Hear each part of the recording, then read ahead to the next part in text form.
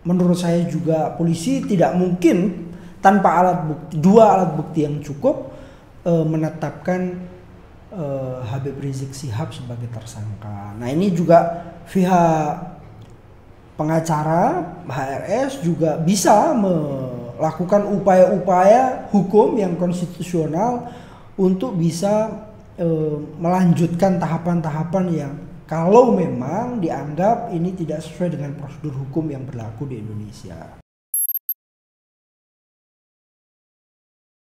Assalamualaikum warahmatullahi wabarakatuh.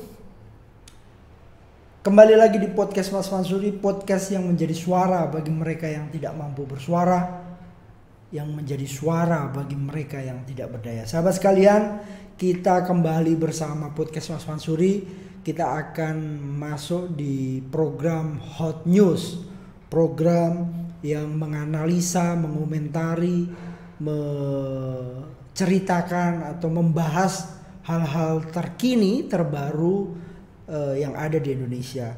Kali ini kita akan membahas soal yang sedang hangat, yang sedang viral, yang sedang diperbincangkan oleh semua pakar hukum, diperbincangkan oleh semua masyarakat, soal kasus Habib Rizik Syihab atau HRS. Saya coba akan bacakan berita dari CNN Indonesia, cnnindonesia.com pada hari Jumat tanggal 11 Desember 2020 jam 9.14 menulis kasus dengan judul kasus kerumunan dan jerat pasal penghasutan untuk Rizik, maksudnya untuk Habib Rizik ya, atau HRS. Jakarta, CNN Indonesia. Imam Besar Front Pembela Islam atau FPI Rizik Syihab atau Habib Rizik atau HRS ditetapkan sebagai tersangka kasus kerumunan massa di Petamburan, Jakarta. Tak hanya Rizik atau Habib Rizik atau HRS, polisi juga menetapkan 5 orang lainnya sebagai tersangka dalam perkara ini. Mereka adalah Haris Ubaidillah, Ketua Panitia; Ali bin Alwi Alatas, Sekretaris Panitia; Maman Suryadi, Panglima LPI, Penanggung Jawab Keamanan Acara; Sobri Lubis, Ketua Umum Front Pembela Islam atau FPI, yang bertanggung jawab sebagai penanggung jawab acara; dan Habib Idrus, Kepala Seksi Acara. Dalam kasus ini menurut CNN ya, Rizik atau Habib Rizik dijerat pasal 160 KUHP dan pasal 216 KUHP.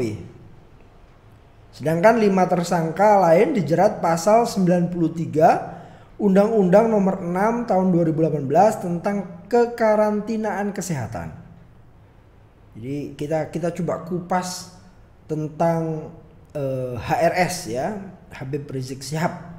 Di sini ditulis pasal 160 KUHP diketahui berbunyi, barang siapa di muka umum dengan lisan atau tulisan menghasut supaya melakukan perbuatan pidana, perbuatan pidana, melakukan kekerasan terhadap penguasa umum atau tidak menuruti baik ketentuan undang-undang maupun perintah jabatan yang diberikan berdasarkan ketentuan undang-undang, ketentuan undang-undang, diancam dengan pidana penjara paling lama 6 tahun atau pidana denda paling banyak Rp4.500. Nah, ini pasal 160 KUHP. Memang banyak perdebatan ya soal pasal ini, tetapi nanti kita akan coba baca terlebih dahulu. Penerapan pasal penghasutan itu dinilai akan menjadi tantangan bagi aparat penegak hukum untuk menjerat Rizik atau Habib Rizik atau HRS. Ahli hukum pidana Abdul Fikar Hajar berpendapat pasal itu bisa digunakan jika ada beberapa unsur terpenuhi. Itu udah pasti tuh. ada beberapa unsur terpenuhi. Menghasut itu, ini masih saya bacakan ya. Menghasut itu harus ada dulu orang yang menghasut, ya, ada dulu orangnya yang menghasut menurut ahli hukum pidana Abdul Fikar Hajar. Harus ada dulu orang yang mengikuti hasutannya, ya. Kalau nggak ada, kata dia, nggak masuk itu, nggak terbukti, kata Fikar saat dihubungi cnnindonesia.com Kamis 10 Desember. Saya lanjut ya. Fikar mengatakan pasal penghasutan itu tak tepat disangkakan kepada pentolan FPI itu, kata dia. Kendati demikian, dia menyebut bahwa mungkin penyidik memiliki asumsi tersendiri hingga akhirnya menerapkan pasal tersebut dalam kasus ini. Kalau dia menyatakan bahwa di berita CNN ini, kalau menurut saya sih kurang tepat. Tapi polisi mungkin penyidik punya anggapan lain, punya bukti lain, ujarnya. Ya pasti tidak mungkin penyidik menetapkan pasal itu tanpa ada argumentasi atau fakta hukum yang bisa menjerat HRS pada pasal 160 KUHP. Saya lanjut ya. Fikar menyampaikan kepolisian mesti menjelaskan dasar atau bukti apa hingga akhirnya menerapkan pasal 160 KUHP tersebut. Ini benar nih. Jadi menurut ahli hukum pidana Abdul Fikar Hajar,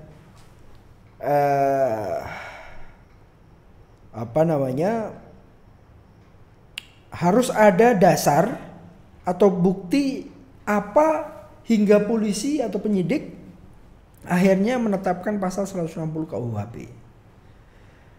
Saya lanjut ya. Tak hanya itu, Fikar juga mendorong pihak Rizik atau Habib Rizik untuk menempuh langkah pra peradilan terkait penetapan tersangka ini. Ya, karena yang disangkakan pasal 160 dan pasal 216 KUHP, saya coba akan bacakan kutipan atau isi bunyi pasal 216-nya. Pasal 216 KUHP. 1. Barang siapa dengan sengaja tidak menuruti perintah atau permintaan yang dilakukan menurut undang-undang oleh pejabat yang tugasnya mengawasi sesuatu, atau oleh pejabat berdasarkan tugasnya, demikian pula yang diberi kuasa untuk mengusut atau memeriksa tindak pidana.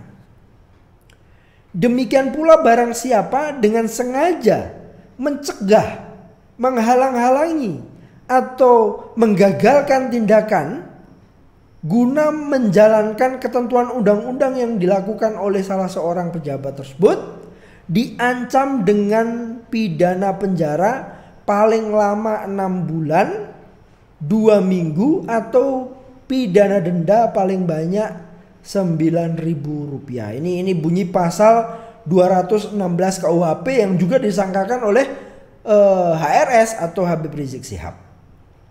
Tadi udah saya ulas, menurut CNN, menurut beberapa ahli pidana, ahli hukum pidana, saudara Abdul Fikar Hajar, 2 pasal itu yang disangkakan oleh Habib Rizik Syihab.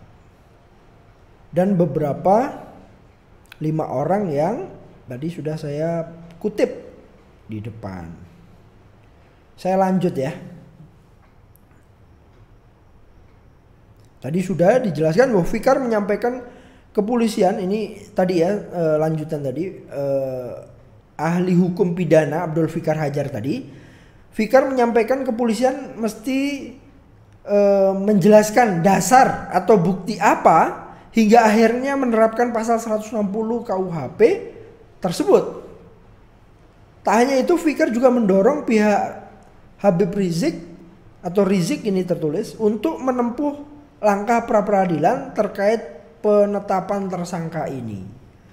Ya kalau pra peradilan itu merupakan hak konstitusional bagi siapapun yang disangkakan atau dijadikan tersangka. Apakah biasanya tidak panggilan tidak sampai, bukti tiba-tiba langsung panggilan kedua, biasanya begitu. Tapi penasihat hukum Habib Rizik harusnya bisa mendalami, tergantung materi pra-peradilan itu kuat apa enggak, materi hukumnya kuat apa enggak. Tapi ini adalah hak konstitusi bagi Habib Rizik untuk menjalankan pra-peradilan.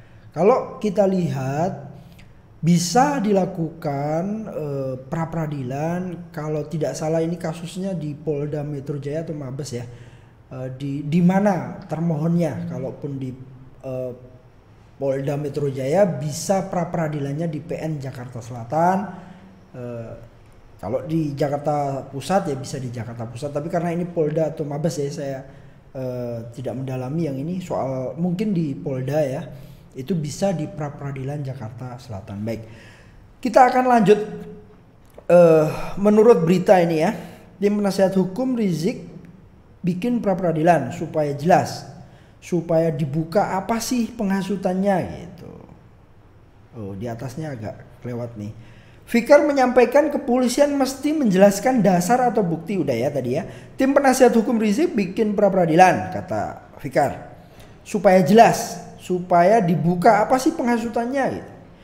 Saya lanjut, di sisi lain Fikar juga menilai bahwa penerapan pasal 93 Undang-Undang 6 tahun 2018 terhadap 5 tersangka lainnya juga kurang tepat, kata Pak Fikar ya. Sebab menurut Fikar, ini saya lanjutkan, pasal itu hanya bisa diterapkan jika Jakarta menerapkan karantina wilayah ya. Pasal 93 pasal 93 Undang-Undang nomor 6 tahun 2018. Sebab menurut Fikar pasal itu hanya bisa diterapkan jika Jakarta menerapkan karantina wilayah di undang-undang karantina nih di masa pandemi COVID-19 ini. Faktanya memang Jakarta tidak menerapkan karantina wilayah. Apakah PSBB ini juga masuk dalam kategori karantina wilayah? Yaitu tafsir ya yang bisa diargumentasikan atau bisa dipertanggungjawabkan. Jakarta diketahui hanya menerapkan pembatasan sosial berskala besar. Nah, ya, ini kata Pak Fikar. Saya lanjutkan. Fikar menyebut jika penerapan pasal itu baru bisa dilakukan jika ada peristiwa kerumunan massa itu menimbulkan kedaruratan. Ini kata Pak Fikar. Umpamanya orang satu Petamburan kena COVID-19 semua, nah itu bukti itu menimbulkan kedaruratan, tutur Fikar. Nah, ini memang berbeda-beda persepsi, tapi menurut Pak Fikar, kalau satu Petamburan itu kena COVID semua, itu bisa menjadi bukti menimbulkan kedaruratan, karena di undang-undang di pasal 93 Undang-Undang nomor 6 tahun 2018 soal kekarantinaan ya. Saya lanjut, pengamat hukum dari Universitas Indonesia Houdri Sitompul menuturkan penyidik harus mampu membuktikan soal penerapan pasal 160 KUHP terhadap Rizik. Ini tertulis Habib Rizik. Kata Houdri, harus ada penjelasan dan pembuktian apakah pernyataan Rizik yang mengundang masyarakat dalam acaranya merupakan bentuk penghasutan. Nah, ini menurut Pak Houdri ya, harus ada penjelasan dan pembuktian apakah pernyataan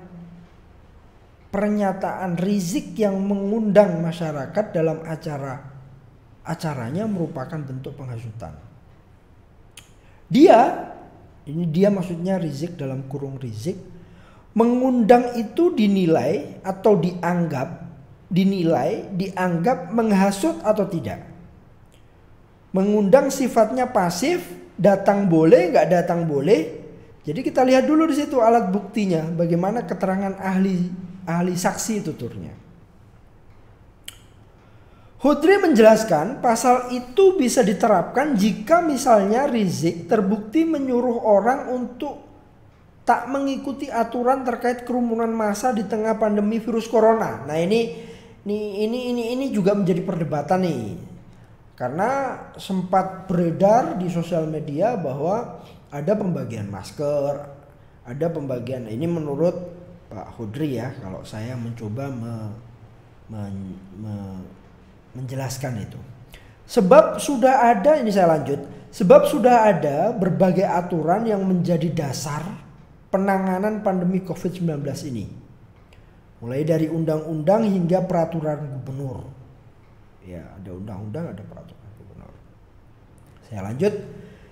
Dia dalam kurung Rizik atau Habib Rizik dikenakan pasal 160 KUHP karena menyuruh orang untuk melawan hukum, untuk melanggar peraturan kekarantinaan kesehatan, kata Pak Hudri ya. Ini kan asumsi kata dia. Ini saya lanjut nih, saya bacakan. Ini kan asumsi. Tapi kan polisi punya buktinya. Apakah surat undangannya beredar atau misal siapa yang nyuruh? Oh, Rizik yang nyuruh, pasang tenda misalnya. Lanjutnya. Nah, ini memang sempat saya baca, sempat saya lihat bahwa undangannya itu tertulis harus menggunakan protokol kesehatan. Undangannya itu penyebarannya bagaimana? Di sosial media kah? Disebar ke? Nah, ini juga perlu didalami. Saya lanjut. Sementara Wakil Sekretaris Umum FPI Aziz Yanuar menilai sangat berlebihan bila pihak kepolisian mencekal pentolan Front Pembela Islam FPI Habib Rizik atau Rizik Syihab ke luar negeri usai ditetapkan sebagai tersangka kasus kerumunan di Petamburan Senin 10/12 kemarin. Itu dalam kurung pencekalan agak berlebihan dari pandangan kami, ujar Aziz kepada cnnindonesia.com Jumat 11 Desember. Aziz mengaku keberatan bila Rizik ditetapkan tersangka oleh pihak kepolisian. Terlebih Rizik justru dikenakan pasal 160. Terlebih Rizik justru dikenakan pasal 160 dan pasal 216 Kitab Undang-Undang Hukum Pidana. Ini kata Wasekjen Wasekum, Wakil Sekretaris Umum FPI Aziz Yanuar. Ia mengatakan, ini masih Aziz Yanuar ya, Pak Aziz Yanuar. Ia mengatakan pihaknya sudah memperkirakan bila Rizik akan dikenakan pasal terkait penghasutan tersebut oleh pihak kepolisian. Oh, ternyata sudah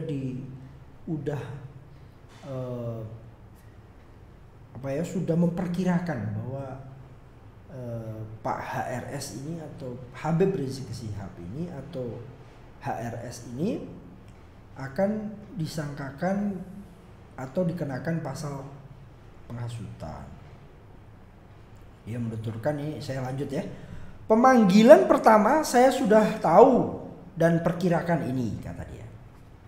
Arahnya sudah terlihat karena dikenakan terkait video pidato beliau di Tebet dan pasalnya 160.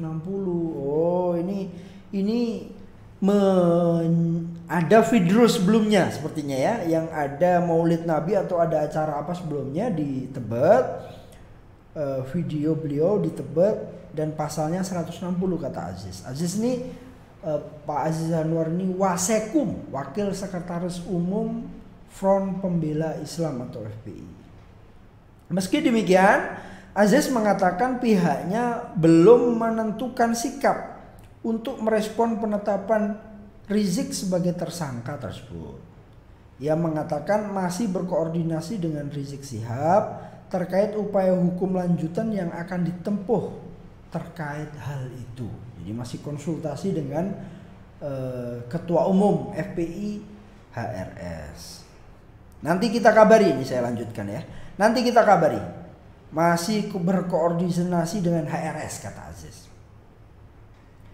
Aziz pun enggan untuk memberitahu keberadaan Rizik sampai saat ini usai ditetapkan tersangka oleh kepolisian. Ya, belum bisa diberitahu, kata Aziz. Jadi Pak Sekum, Pak Aziz belum bisa membocorkan di mana sebenarnya Habib Rizik Syihab. Ya, belum bisa diberitahu. Nanti saatnya akan dikasih tahu Habib Rizik itu di mana. Saya lanjut, polisi sebelumnya menetapkan Rizik sebagai tersangka kerumunan yang terjadi di Petamburan, Jakarta Pusat pada November lalu. Rizik dijerat pasal 160 dan 216 Kitab Undang-Undang Hukum Pidana atau KUHP.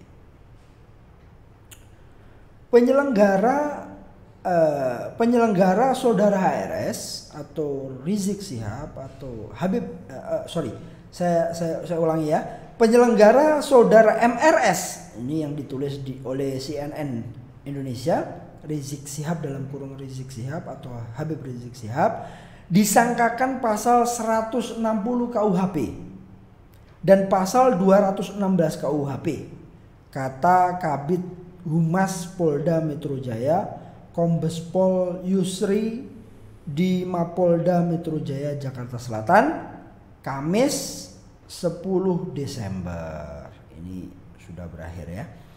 Ini menurut CNN. Jadi ada dua pandangan yang berbeda. Yang pertama adalah Pak Fikar tadi ya. Pak Fikar menyatakan kurang tepat ya.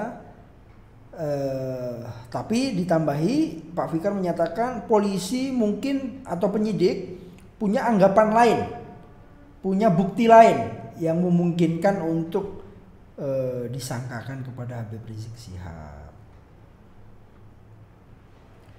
Nah, berikutnya pengamat hukum dari Universitas Indonesia Pak Hudri Sitompul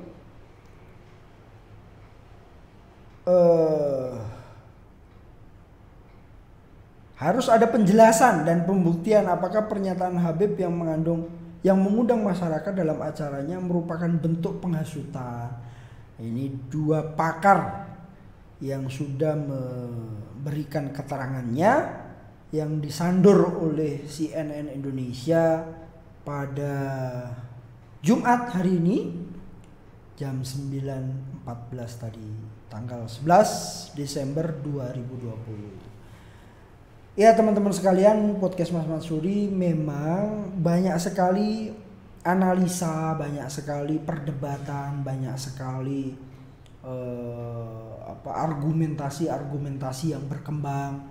Tetapi saya juga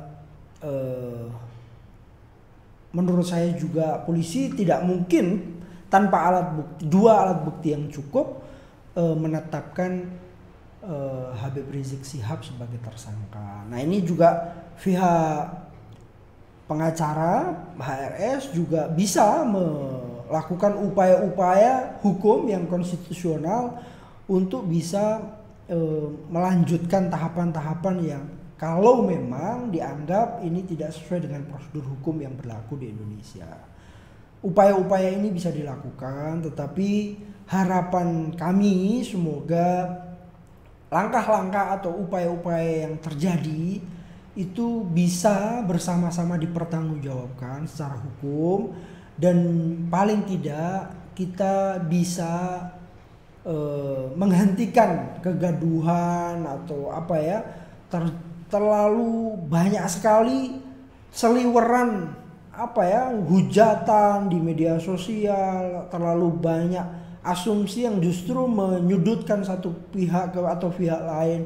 Ini menurut saya bukan karakter bangsa kita, bukan karakter Indonesia yang lembut, yang toleran, yang saling menghargai satu sama lain, yang bergotong royong, berta'aruf, berdiskusi dan seterusnya, bersilaturahmi terutama. Maka hal-hal ini semoga bisa segera mereda, ada jalan temu, ada jalan ada titik temu. Kalau Cak Nun bilang harus ada solusi untuk kemaslahatan umat, kemaslahatan masyarakat atau kemaslahatan negeri ini.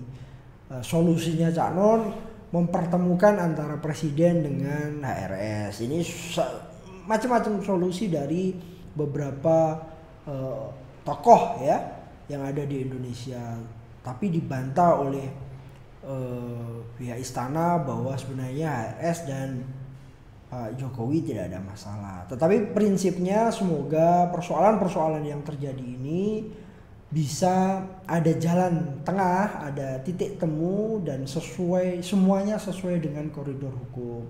Proses yang ada di kepolisian juga begitu, tetap mengikuti aturan yang memang berlaku. Pihak Habib Rizik juga harus berargumentasi sesuai hukum dan membuktikan bahwa apa yang disangkakan itu tidak terbukti, walaupun itu nanti di pengadilan ya. Tetapi paling tidak harus ada titik temu, harus ada solusi agar kegaduhan ini, saya agak miris karena di media sosial selalu saya lihat itu banyak sekali cemoohan ya, banyak sekali yang menyudutkan, entah itu menyudutkan pihak kepolisian atau menyudutkan Habib Rizik Syihab, HRS. Ini kalau bisa kita hentikan, kita selesaikan secara baik, secara hukum yang berlaku, tanpa harus ada gesekan yang terus mengeras antara pihak-pihak. Kita semua adalah warga negara yang baik ya, warga negara Indonesia, maka solusi-solusi itu harus diambil dengan sebaik mungkin.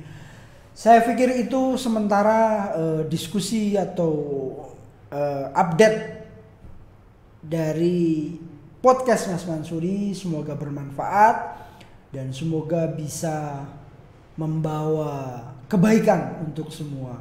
Terima kasih. Terus bersama kami di podcast Mas Mansuri. Kembali lagi di podcast Mas Mansuri berikutnya. Podcast ini milik publik, maka dia harus menjadi suara bagi mereka yang tidak mampu bersuara, menjadi suara bagi mereka yang tidak berdaya. Terima kasih. Wassalamualaikum warahmatullahi wabarakatuh.